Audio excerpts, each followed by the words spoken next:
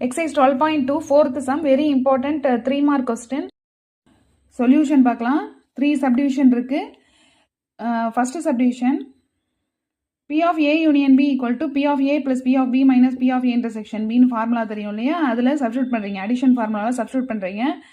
So கொடுத்துருக்க வேல்யூஸை substitute பண்ணுறீங்க. Mutually exclusive eventனா P of A intersection B equal to 0.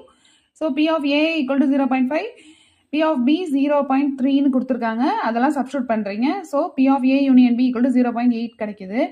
Next second subdivision பாருங்க, P of A intersection B பார்னு கொடுத்துருக்காங்க. இதெல்லாம் formulas.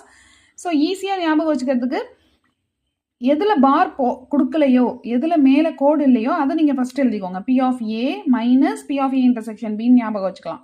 இதோட வேல்யூ 0.5 சப்ஸ்டியூட் பண்ணுறீங்க, P of A intersection B 0. So 0.5ன்னு கிடைக்குது. சிமிலர்லி இப்போ இங்கே பாருங்க, P of A bar intersection Bன்னு கொடுத்துருக்காங்க. So P of B minus P of A intersection B எழுதிக்கிறீங்க, 0.3ன்னு கிடைக்குது. தேங்க்யூ.